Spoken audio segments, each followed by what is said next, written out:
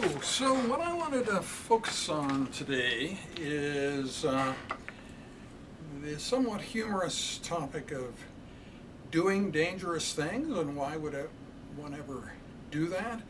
And then also the history with the ISN, the International Society of Nephrology. Because in our previous videos, when I talked about our losing funding from the NKF in 2007, the ISN was the other obvious partner, so you might say, well, why didn't the ISN step in and provide some funding in 2007? So I want to give you a little bit of background on that.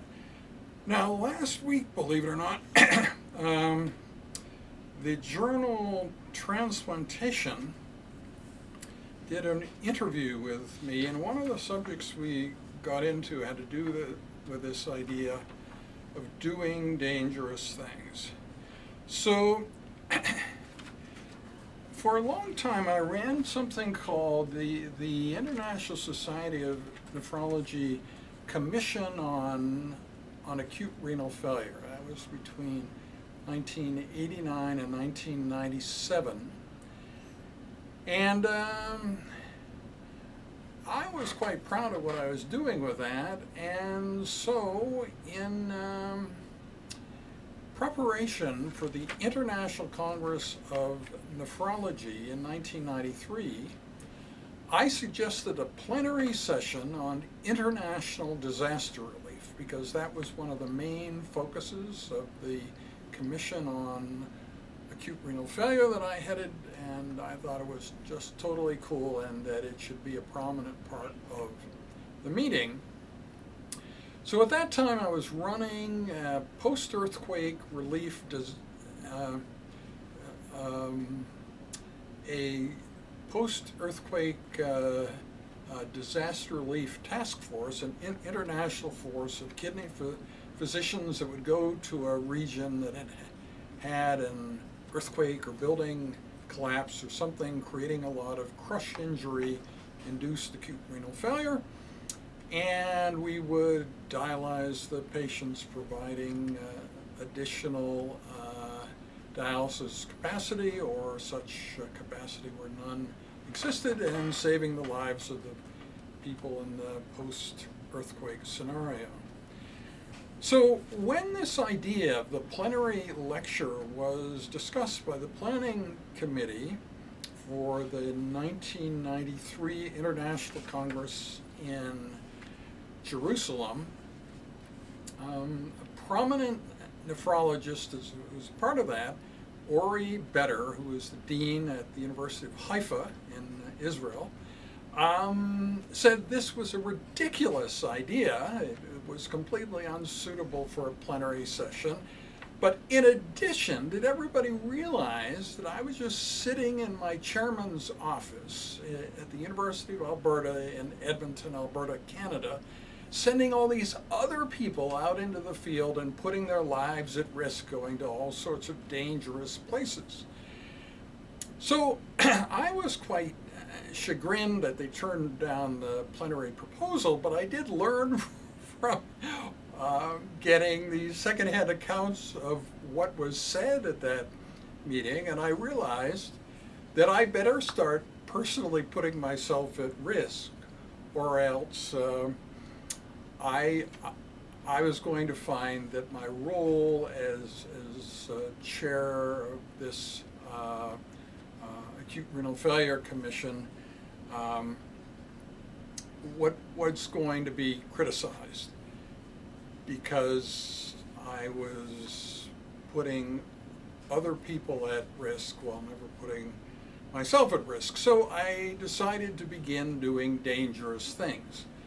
And this included things like the investigations of the mass poisonings in Nigeria and Haiti, and the post-NATO bombing situation in Kosovo. You're quite aware that things around the late 90s were quite unstable in the Balkans, and particularly in Kosovo, And I went there right after the NATO bombing, and so I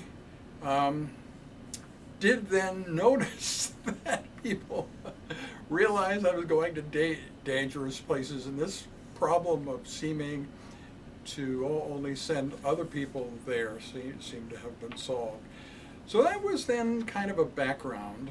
And I wanted to tell you about a significant person in my history and the history of the ISN, and that is, so John Dirks had been the dean of medicine at the University of Toronto,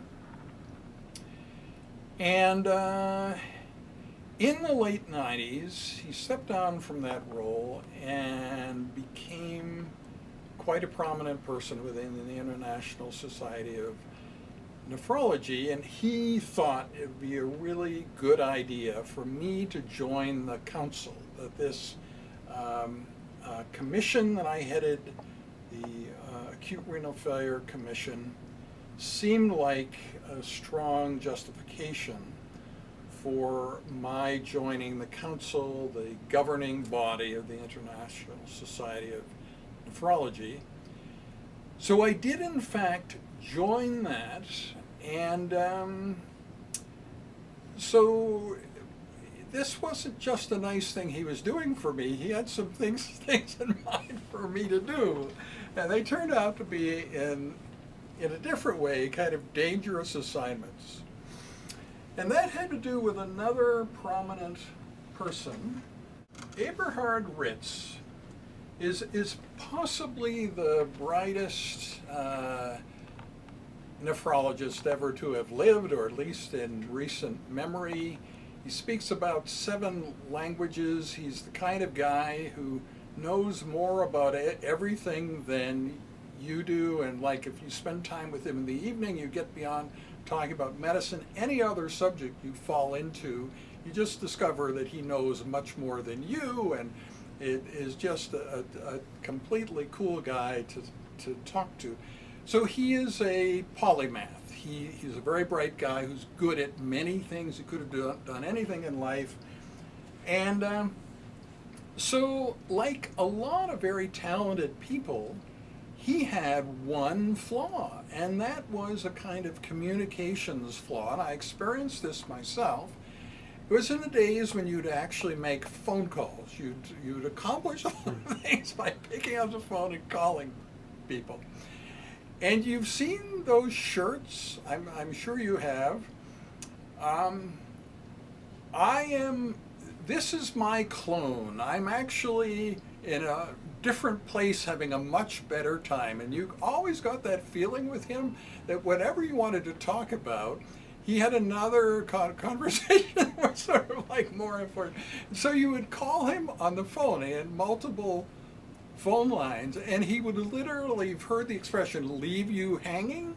He would literally leave you hanging, and that the phone receiver that your phone call was on would be there like swinging back and forth like a pendulum while he talked to somebody else. He also thought the internet was ridiculous, and email was the funniest thing he could possibly imagine. He couldn't imagine anything more humorous than somebody sending him email. So he had his secretary print out all the email. He made a huge stack of this and appeared not to ever read any of it. That's probably not possible. But anyway, the impression that he gave you is that he never read any email. And when he wrote letters, they never had dates on them, not even the year. So he thought that receiving a letter from him was such a memorable experience that, of course, you would remember when it happened. And that was the only thing, this psychological impression of receiving a letter from him. So they didn't need dates. They didn't need like month and day and year. Everybody else's letters needed that, but not his. So the assignment John Dirks gave me with respect to Eberhard Ritz. So this was 1999 that I joined the ISN Council.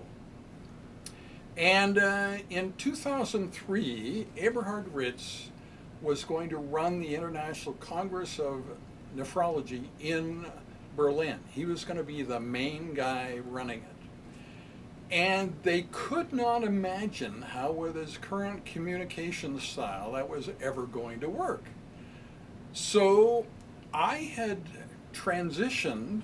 I ran the Acute Renal Failure Commission from 89 to 97, but from 97 onwards, I ran something called the Informatics Commission.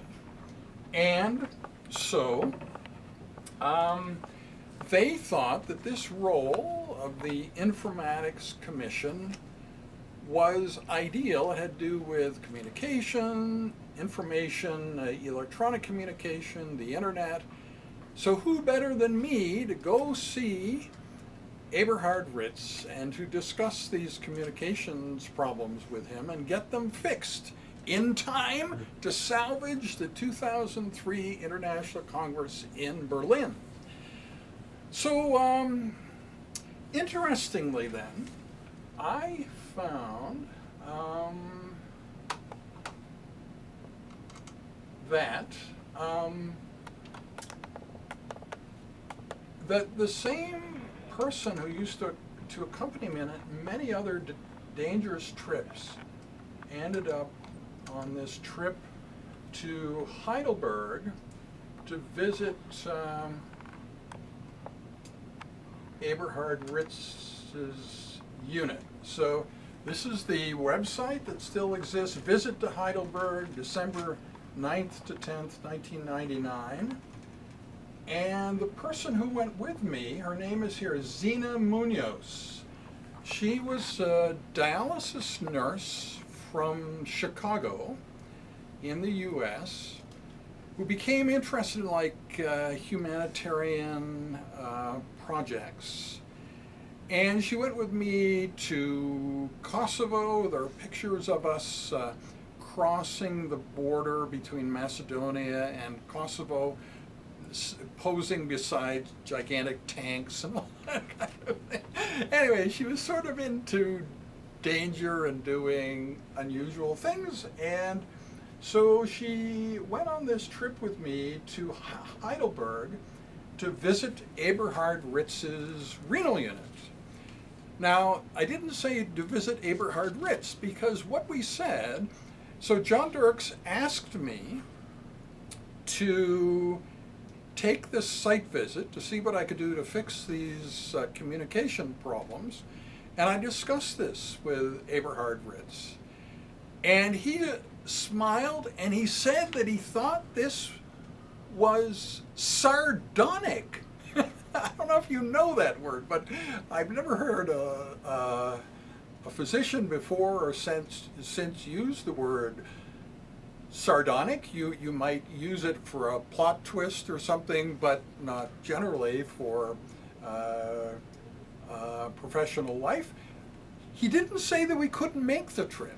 He just said that he would not be available to talk to me, but his secretary would and his chief resident would. So we talked to those people, and so here are some of the pictures. Here is Zina Munoz posing in front of the main door of this renal unit. And so here is the chief resident, Dr. Vedat Schwenger. And the interesting thing is, in 2017, he's still co-publishing with Eberhard Ritz. So that's a friendship, a relationship that has continued. And you might say he had a tough job on this day because Eberhard had assigned him to talk to us. He was like the highest ranking physician that we were able to talk to. And we discussed with him and with Eberhard's secretary these communication problems. And they both told us the same thing. This was Germany. The German culture is quite clear that people like Eberhard Ritz have absolute power.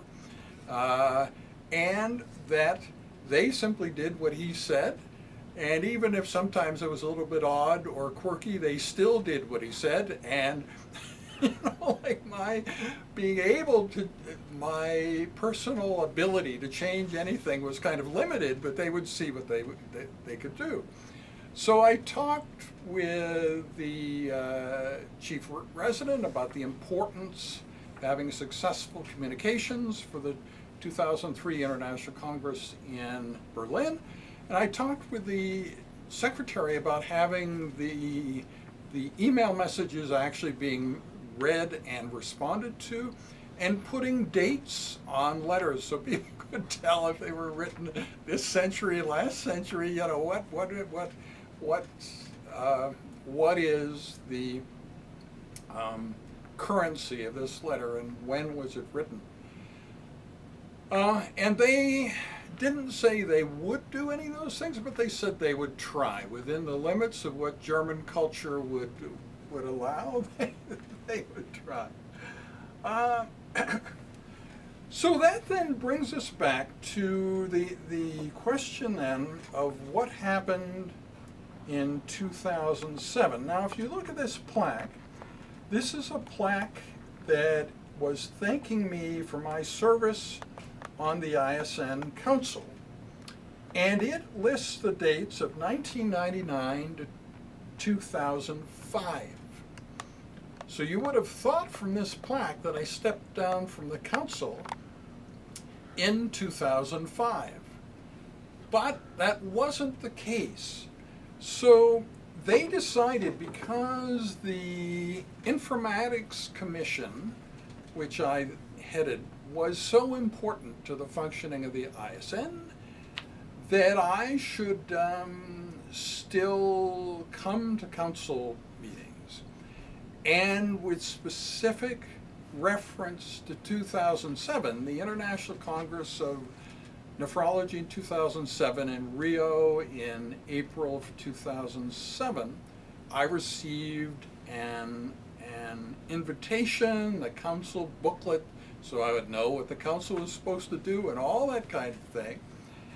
But I did notice in the minutes of the executive committee that they had kind of stripped me of all powers. And the reason for that was that Eberhard Ritz was the incoming president of the International Society of Nephrology. He decided this visit that I paid to his unit in 1999 was unforgivable. This should never happen in the history of the world, that somebody who had the lofty position that he did would have their communication practices challenged. And I was therefore completely unsuited to come to the council meeting in 2007, even though I'd already been invited, already had a meeting booklet and so on. So at the executive committee meeting, he assigned Leon Fine, who was the chair of the History Commission, and informatics and history were sort of related. So he assigned Leon Fine to uninvite me, to contact me and tell me that I was no longer welcome at the council meeting, because in the past, all the commission I was heading was doing really what was the most important thing was the video legacy project, and they were stopping the funding for that, so that project was going to end. So basically, the Informatics Commission had nothing to do anymore, and therefore I'd have nothing to report on, and there was no reason for me to be at the meeting. The other person who could have communicated this to me would have been Rashad Barsoum, who was the Secretary General of the ISN, and so probably both of them knew about it. They also thought over the situation and thought that they just weren't going to do this. This is a kind of democratic organization, and in democratic organizations, you occasionally don't do what your boss tells you because you just don't think it's the right thing to do. So nobody told me not to come. So the other thing to know about this is that in 2006, I had started sort of rethinking my personal appearance. I started wearing contacts. Previous to that, I'd had glasses that were said to be photo gray, but they were really sort of photo yellow. The glass had a yellow tinge and got darker in the sun and so on. A little bit creepy and off-putting. And I had a mustache. I shaved off the mustache, and I arrived at the council meeting in 2007 without anybody telling me I wasn't supposed to be there. And I looked like 15 years younger and like fit and happy and tanned. And, you know, everybody's talking about how great I look. And Eberhard Ritz is having an absolute apoplectic fit because the one thing he was looking forward to was my not being there at the council meeting. And there I was, sitting and looking so great, and everybody telling me how wonderful I looked at, and so on. So that then is the reason, if you just think this through, of why the ISN didn't just pick up part of the financial slack and start paying for the costs that previously the NKF had covered. I don't think it's turned out badly. I mean, the situation that existed resulted in students and young people being a much more important part of our operation than they had been before, and that has served us very well, and I've learned a lot from it. So I'm not sure it was a bad thing at all that this happened. So anyway, that's the story that I wanted to tell you today. So this Friday, we are presenting the slide box, the original 1991 slide box pictures, and Triton Walker's project with us this summer and things like that. But this story I've just told you seemed to me to be unrelated to kidney pathology and better for a video than to spend time there. So anyway, this can kind of be the background for the more pathologic presentation on Friday. Okay, that's it. Thanks. Okay.